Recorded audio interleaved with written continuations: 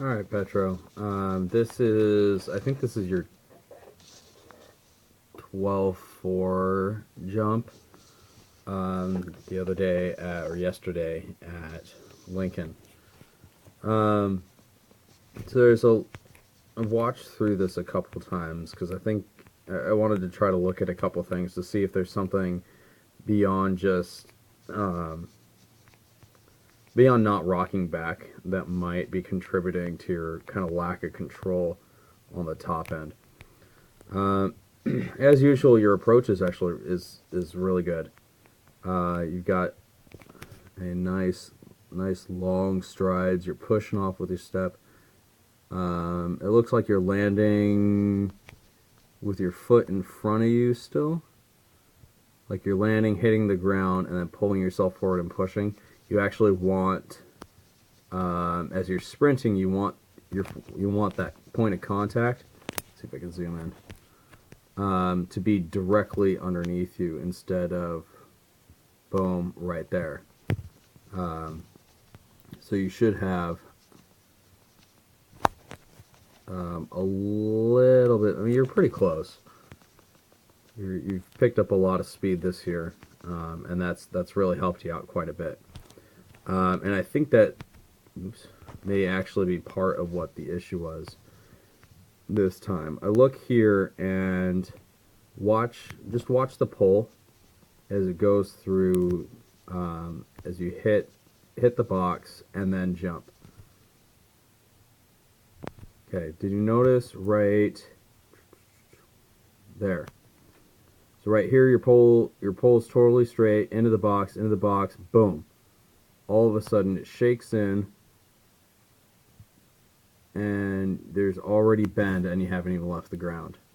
That's a sign that you might have been late. The added kind of boost from your spikes may have kind of put you under again. So we'll double check your steps, and you might have been, part of it may have just been kind of stress and the increased pressure.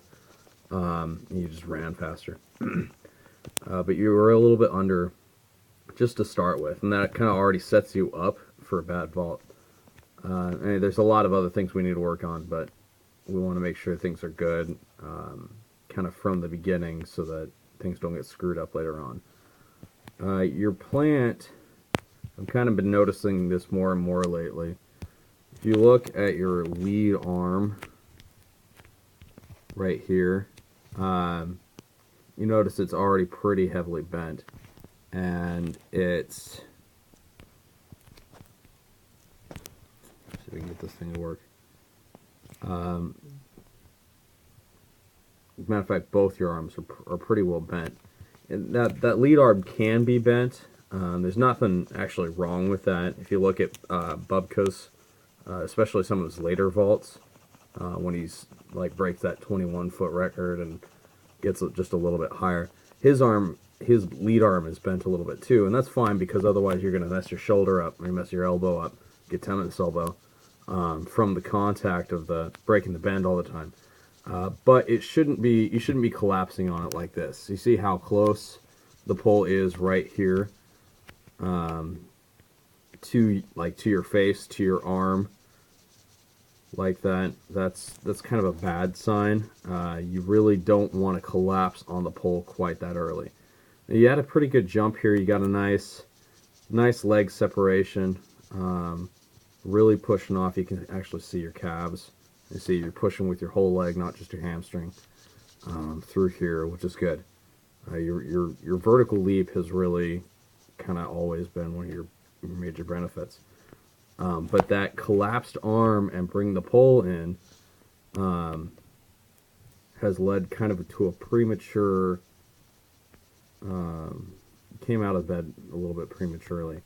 Ideally, what I like to see through here is this form.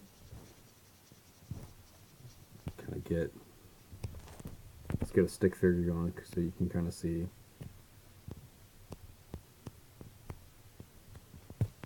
what that should look like through about here.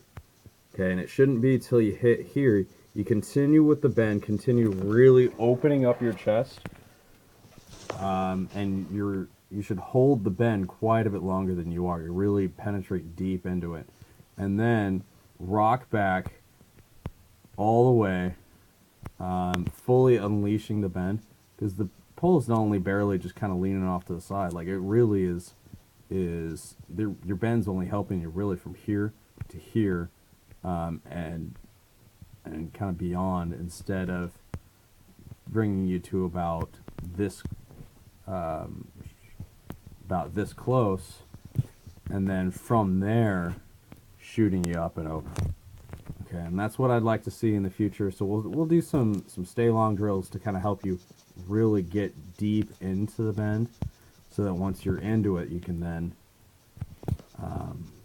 rock back and shoot up. Now here you see how far out you're coming. Let's find out what kind of angle this is. Call that vertical. So that's 45 degrees from vertical, and that's not even close to where you want to be. You really want to be, and you don't necessarily want to be all the way straight up, but a good like 20 degree, something like this, shooting way up here, is really much more beneficial for you, because then we can bring the standards up to somewhere around, get this thing to work, there we go, here, instead of way back here. So yeah, I think those are really the two kind of really big. I mean, yeah, your step was under, but that's a little adjustment. That's not a big deal. But really staying deep into the bend, rocking all the way back. You can even see right here. You don't finish curling up. Your knees should actually come all the way up. Almost. That's not what I wanted. Your knees should actually be curling all the way up toward your chest, and then once you're there, you then can kick your legs straight up. And when you kick your legs up, that's when you get that nice vertical push, pushing with your arms, and then getting that nice solid V shape over the crossbar. So, and that's a look for your 12-4 jump. A couple of your other ones looked a little better, but the recordings weren't very good, so I just went with this one. So, there's that. Alright, so we know what to work on, know what to look forward to, and we'll see you practice.